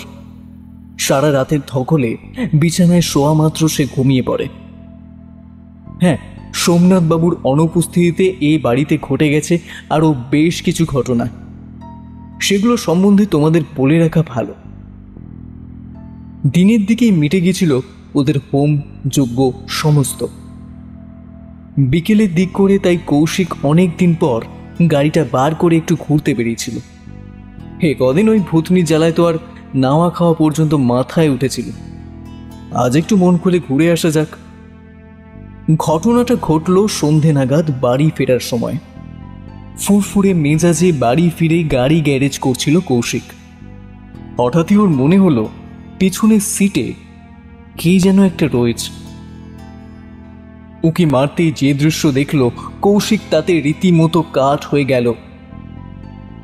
পিছনের সিটে দড়ি দিয়ে বাঁধা একটা দেহ, ঠিক যেমন করে সৌমিলীকে সে রাতে বাঁধা হয়েছিল ঠিক একইভাবে ব্যাক সিটে শোয়ানো রয়েছে ওটাকে। ভয়ে আতঙ্কে কৌশিক দৌড়ে উপরে উঠে যায়। গাড়ি গ্যারেজ করা মাথায় ওঠে ওর। পরে বাড়িতে সবকিছু জানালে দল বেঁধে নিচে এসে পুনরায় গাড়ির সিটে নজর ফেলতেই কিচ্ছু দেখা যায় না। ওদিকে তিনজনে এসব নিয়ে কথাবার্তা চালিয়ে যাচ্ছিল, তখনই দোতলা থেকে রিতার গলার আওয়াজ পাওয়া যায়। কে আন্টি, একবার দেখে যাও, দেখে যাও তোমার নাতি কেমন নিজেই বোতল থেকে দুধ খাচ্ছে। কেয়া ঘরে ঢুকতেই রিতা হেসে বলে ওঠে, দুধটা বানিয়ে আমি হাত ধুতে গেছি, এসে দেখি বোতল মুখে পুরে রিভু দুধ খাচ্ছে একা একাই। রিতা হেসে ঘটনাটাকে স্বাভাবিক আর 5টা ব্যাপারের মতো ভেবে নিলেও কেয়ার কিন্তু ব্যাপারটা ঠিক স্বাভাবিক লাগলো না। হ্যাঁ, ঠিক মনে হচ্ছে বোতলটা ওর মুখে কেউ ধরে আছে, যাকে দেখা যাচ্ছে না। নিঃশব্দে ঘর থেকে বেরিয়ে বান্ধবীকে ফোন করলো কেয়া। এটা তো পরিষ্কার যে কাল রাতে করা হোম যজ্ঞ তন্ত্র মন্ত্র কিছুই কাজ দেয়নি। কি যে করবে, উফ, আর পার পাওয়া যাচ্ছে না। ভিখারি মেয়েটা মরে গিয়েও জ্বালিয়ে যাচ্ছে সমানে। কাজ হয়তো হতো সমস্ত হোমযজ্ঞে, কিন্তু কাল কেয়াই যে নিজে হাতে বাড়ির 4 কোণে পোতা মন্ত্রপুত পেরেকগুলোকে তুলে জলে দিয়ে এসেছে। আমি আজ এই বাড়ি বন্ধন করে দিয়ে যাচ্ছি। বাড়িতে ওর ঢোকার সাধ্য হবে না কোনো মতেই। তবে হ্যাঁ, সাবধান, তোরা সূর্য ডোবার পর বাড়ির বাইরে থাকিস না কেউ ভুল করেও। অনেকদিন পর স্বাধীনতার হাওয়া গায়ে মেখে সকলেই বেশ দিব্যি বেরিয়ে পড়েছিল বাড়ি ছেড়ে। ওই 1-2 ঘন্টা বাড়ির বাইরে থাকলে কি বা করে নেবে ও? এতদিন তো শুধু ঘুরেই গেল বাড়ি নয় গান গেয়ে। এখন তো বাড়িতে ঢোকারও আর সাধ্য নেই তার। তাকে ভয় পাওয়ার আর কি বা আছে?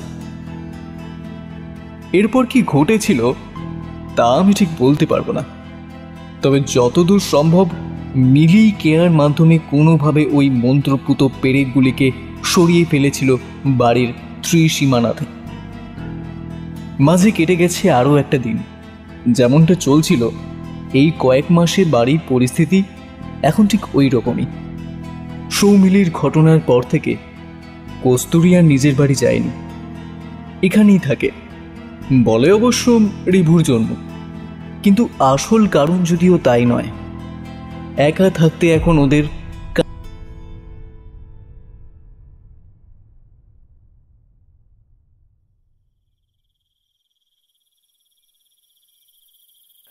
এইকাল রাতের এই ঘটনা। রাতে শোবার সময় কেয়া রোজ মুখে নাইট ক্রিম লাগিয়ে শুতে যায়। ঘরে 2টো খাটে 2 ভাই বোন শুয়ে পড়েছে। কেয়ার ড্রেসিং টেবিলে আয়নার সামনে মুখে ক্রিম মাখতে ব্যস্ত। এমন সময় হঠাৎ কেয়ার মনে হলো তার ঘাড়ের কাছে কেউ যেন নিঃশ্বাস ফেলছে। পচা গন্ধে মোমো করছে আশপাশটা। কেয়া ভয় ভয়ে দৃষ্টি ফেরায় পেছনে। না, যেমনটা ভেবেছিল সেরকমটা ঘটল না মোটেই। কাউকে দেখা গেল না পেছনে। কিছুটা স্বস্তির নিঃশ্বাস ফেলে আয়নার দিকে চোখ ফেলতেই কেয়া স্তব্ধ হয়ে যায় একেবারে। ওকে, মিলি না ওটা? হ্যাঁ, সেদিন মুখে অ্যাসিড ফেলার পর ঠিক এমনটাই তো দেখতে লাগছিল ওকে। আয়নায় নিজের মুখের বদলে সেই পোড়া বিভৎস মুখ দেখতে পাচ্ছে এখন কেয়া। এদিকে কেয়া ও 2 ছেলেই যে মিলির উপস্থিতি অনুভব করে চলেছে তাই নয়, কাল তো সোমনাথবাবু নিজে দেখলেন ব্যাপারটা।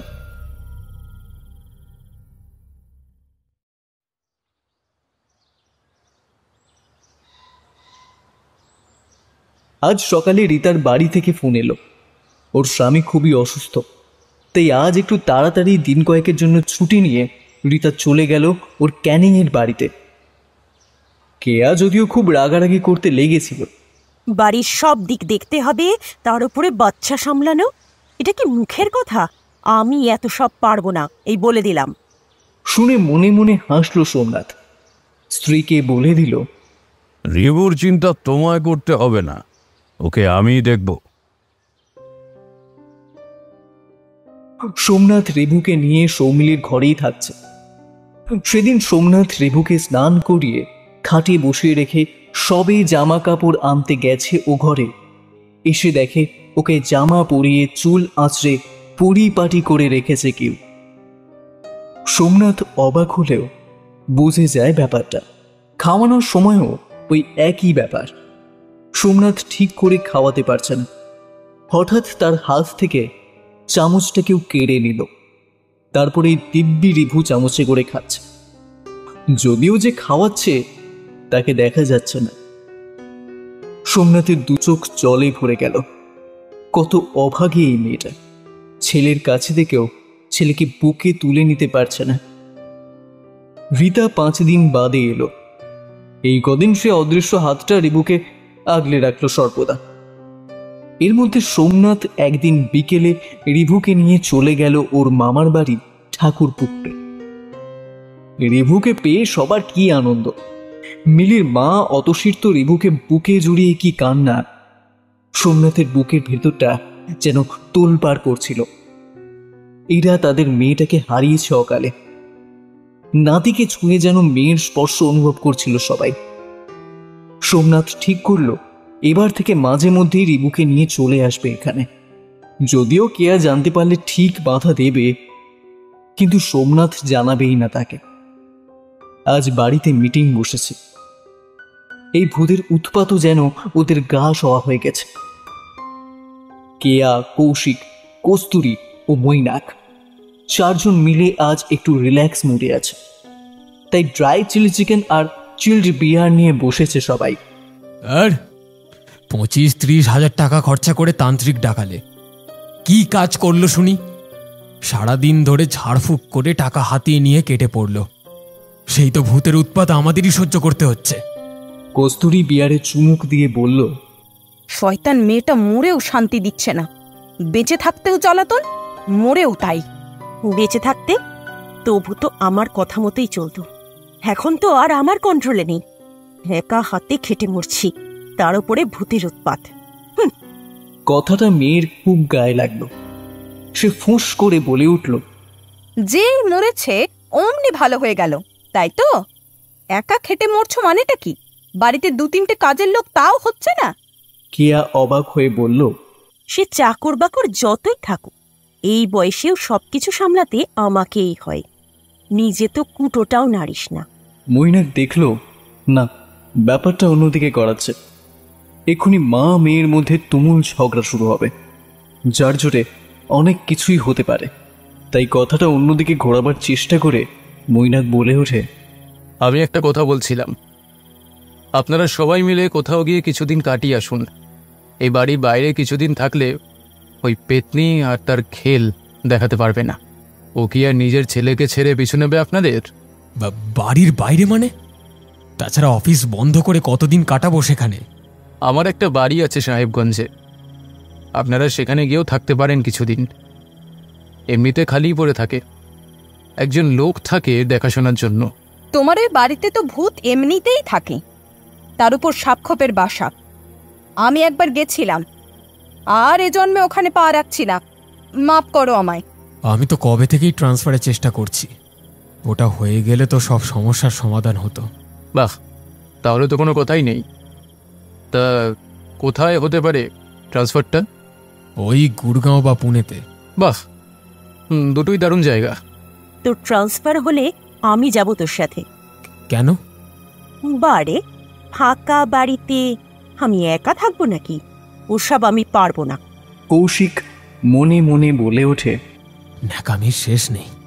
তারপর নিজেকে সংবরণ করে বলে ওঠে, আগে তো হোক ট্রান্সফার, তাছাড়া পিয়ালিকে নিয়ে যাব ওখানে।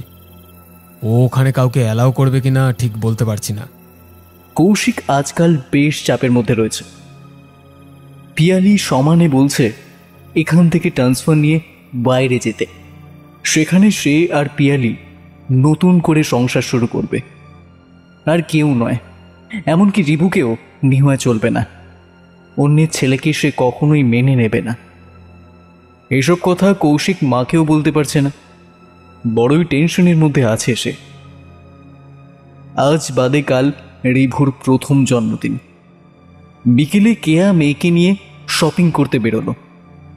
বাচ্চাটার জন্মদিনে কত কি প্ল্যান করে রেখেছিল কেয়া, কিন্তু এখন সেসব মাথায় উঠেছে। দিনরাত ভয় আর আতঙ্কে দিন কাটে তাদের। শপিং থেকে ফিরে ঘরে পা রাখতেই সারা ঘর জুড়ে শাঁখা পলা গয়না শাড়ি সব ছড়ানো, যত্রতত্র কাটা কাটা মাথার চুল ছড়িয়ে আছে। গয়নাগুলোকে চিনতে পারে ওরা, এসব তো সৌমিলির জিনিস। শেষ মুহূর্তে ওর গা থেকে খুলে নেওয়া হয়েছিল এগুলো, কিন্তু এসব তো এ ঘরে ছিল না, স্টোর রুমে লুকিয়ে রাখা ছিল। কারো জানার কথাই নয় এসব। মাথাটা যেন চিরবির করে ওঠে কেয়ার। আর কত জ্বালাবে শয়তানিটা। কস্তুরী দেখল বাবা রিভুকে নিয়ে পার্কে গেছে। রীতা কানে ফোন নিয়ে ব্যস্ত। মা, এক কাজ করো, ওর সমস্ত জিনিসপত্র নিয়ে ছাদে গিয়ে পুড়িয়ে দাও। ওর কোনো স্মৃতি রাখার দরকার নেই। যেমন কথা তেমন কাজ। মা মেয়েতে মিলে সত্যি সত্যি ওর সব জিনিস ছাদে নিয়ে গিয়ে আগুন ধরিয়ে দিল, এমনকি বিয়ের অ্যালবামটাও পুড়িয়ে দিল। আর ঠিক সেই সময় রিভুকে নিয়ে বাড়িতে ঢুকলো সোমনাথ। দূর থেকে ছাদে আগুন দেখে ভয় পেয়ে তড়িঘড়ি ছাদে গিয়ে দেখলেন মা মেয়ের কাণ্ডটা। এগুলোকে এভাবে আগুনে পুড়িয়ে দিয়ে কি হবে? ওর কোনো স্মৃতি আমি রাখবো না। ওর আসল স্মৃতি তো আমার কোলে, একে কি করবে? দুধের বাচ্চার থেকে মাকে যারা সরিয়ে নেয় তাদের মতো খারাপ মানুষ আর হয় না। তাদের জন্য উপরওয়ালা সঠিক ব্যবস্থা করে রাখে। সোমনাথ ছাদ থেকে নেমে যায়। মা মেয়ে স্তব্ধ হয়ে দাঁড়িয়ে থাকে ছাদে। এসব কি বলে গেল সোমনাথ?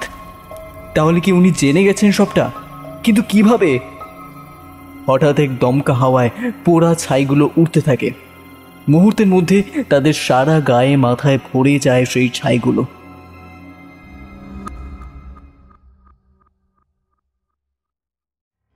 আজ রিভুর প্রথম জন্মদিনে ওর স্নান হয়ে গেলে কেয়া ওর জন্য কিনে রাখা নতুন জামা গয়না সব দিয়ে যায় রীতার কাছে সাজানোর জন্য।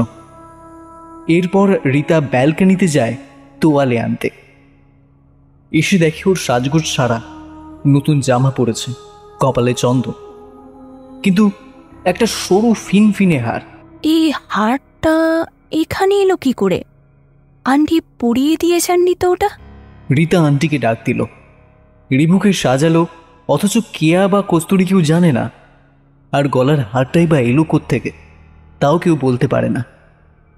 কেয়ার মনে হয় মাথাটাই খারাপ হয়ে যাবে এবার। যাক, অত কিছু ভাবতে হবে না, বেশ বেলা হয়েছে, ওকে এবার পায়েসটা খাইয়ে দাও। কিন্তু সে পায়েস কি আর পায়েস আছে? পায়েসের জায়গায় বাটি ভর্তি কালো কালো কি সব যেন রাখা আছে। কেয়ার চেঁচামেচিতে সবাই এসে দেখে অবাক হয়ে যায়। কে করবে এরকমটা, আর কেনই বা করবে এরকম? যদিও এই প্রশ্নের উত্তর সোমনাথ সহ বাড়ির সকলেরই জানা ছিলই, কিন্তু রীতা সহ আরও সমস্ত আত্মীয় স্বজনদের এই ঘটনায় কৌতূহলের শেষ রইল না।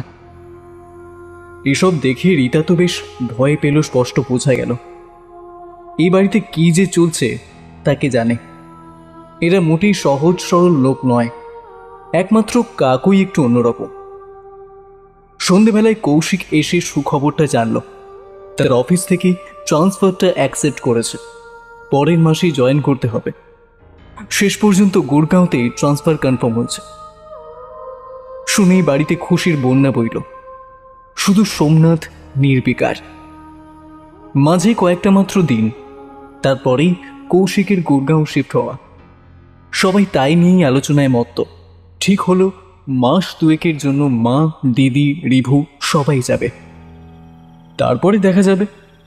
সোমনাথ বাধা দিয়ে বলল, তোমরা যাচ্ছ যাও, রিভুকে নিও না, ও আমার সাথে এই বাড়িতেই থাকবে। যদিও সোমনাথের সে দাবি মোটেই থোপে টিকল না। কেয়া পরিষ্কার করে বলে দিল, রিভু যাবে আমাদের সাথে, তোমাকে এত ভাবতে হবে না, বুঝলে? তুমি না যাও, পড়ে থাকো এই একা ভূত বাংলোয় নিজের সাধের মরা বৌমার সাথে। আজ রাতে শুয়ে কারোর এক দণ্ড ঘুম হলো না। সবার কানে একটাই গান বাজতে থাকলো একইভাবে। যে রাতে মোর দুয়ার বনে হালো ঝরে জানি নাই তো তুমি আমার ঘরে যে রাতে মোর দুয়ার বনে হালো ঝরে। ভোর রাতের ফ্লাইট, তার মাঝরাতেই ওদের বাড়ি থেকে বেরিয়ে পড়তে হলো। মৈনাক এসেছে গাড়ি নিয়ে ওদের সি অফ করতে। সোমনাথ ইচ্ছে করেই গেল না, রিভুর চলে যাওয়া ও দেখতে চায় না। মাঝে বেশ কিছুটা সময় কেটে গেল। নাতিটার জন্য বড্ড মন খারাপ করছে তার। কিছুক্ষণ বাদে একটা ফোন এলো সোমনাথের কাছে। সোমনাথ রিসিভ করলেন ফোনটা। উপার থেকে ভেসে এলো এক কণ্ঠস্বর। হ্যালো, আপনি কি সোমনাথ বাবু বলছেন? হ্যাঁ, আমি লালবাজার থানা থেকে বলছিলাম। ঘটনা হলো সংক্ষেপে মোটামুটি এই রকম। এয়ারপোর্টের কাছাকাছি দ্রুত গতিতে চলা একটা গাড়ি অ্যাক্সিডেন্ট করেছে। গাড়িটা দুমড়ে মুচড়ে গেছে একেবারে। কেউ বেঁচে না থাকলেও ওদের মধ্যে থেকে ড্রাইভার ও একটা ছোট্ট বাচ্চা আশ্চর্যজনকভাবে অক্ষত রয়ে গেছে। এমনকি ওদের শরীরে একটা আঁচড় পর্যন্ত লাগেনি। গাড়ির একজন মহিলা সওয়ারি শুধু এইটুকুই বলতে পেরেছেন যে এক বীভৎস মুখ হঠাৎ করে গাড়ির সামনে চলে এলে চালক তাল রাখতে পারেননি। গাড়ি উঠিয়ে দিয়েছেন একেবারে ডিভাইডারে। আর ওই গাড়ি থেকে পাওয়া একটা সেলফোনে সেভ করা নম্বর থেকেই সোমনাথকে ফোন মিলিয়েছেন পুলিশ অফিসার। এরপরে কাহিনী আরও সংক্ষিপ্ত। সোমনাথের সাথেই স্পটে গিয়ে সব মৃতদেহ শনাক্ত করে। ওর গোটা পরিবারটাই নিহত হয়েছে। কেয়া, কৌশিক, কস্তুরী, মৈনাক সকলেই স্পট ডেড। অ্যাক্সিডেন্ট এতটাই ভয়াবহ যে নিহতদের মুখ দেখেও ঠিক চেনা যায় না সহজে। তারপর রিভুকে বুকে তুলে নেয় দাদু সোমনাথ। ফিস ফিস করে রিভুর কানে কানে বলে ওঠে, তোর মা তার সাথে হওয়া অন্যায়ের শাস্তি দিয়েছে নিজের হাতে। দাদু ভাই, আজ আমার শান্তি, খুব শান্তি। রিভু কিছু না বুঝেও দাদুর গলা জড়িয়ে খিলখিল করে হেসে ওঠে।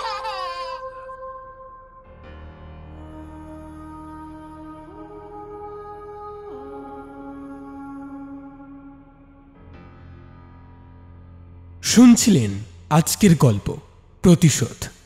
গল্প লেখিকা সুদীপ্তা ঘোষ, পল্লবদা দেবায়ন, সোমনাথ দত্ত পার্থ, সৌমিলি অঙ্কিতা, সৌমিলির বাবা এবং মৈনাক বাগচি নীল, সৌমিলির ভাই এবং পুলিশ সূর্য, কেয়া ঝিনুক, গুরুদেব এবং পার্থবাবু বাল্মীকি, কস্তুরী দেবস্মিতা, অতসী এবং আয়া শ্রাবস্তী, কৌশিক অঘরী বাবা এবং পুলিশ অফিসার আমি সায়ন। গল্প পাঠে দীপ্তদীপ। পর্ব পরিচালনায় আমি সায়ন। সমগ্র গল্পের আবহ সঙ্গীত এবং স্পেশাল এফেক্টসে সূর্য, পোস্ট ডিজাইনে মুরালি। আমরা অসংখ্য ধন্যবাদ জানাই গল্প লেখিকা শ্রীমতী সুদীপ্তা ঘোষকে আমাদের এই উদ্যোগে পাশে থাকার জন্য। কেমন লাগলো আমাদের আজকের গল্প জানান আমাদের কমেন্ট বক্সে। গল্পটি ভালো লেগে থাকলে লাইক এবং শেয়ার করতে ভুলবেন না। আমাদের গল্প নিয়মিত শোনার জন্য চ্যানেলটিকে সাবস্ক্রাইব করে নেবেন। আবার একটি নতুন গল্প নিয়ে খুব শীঘ্রই হাজির হচ্ছি আমরা। ততক্ষণ বি সেফ, স্টে কানেক্টেড।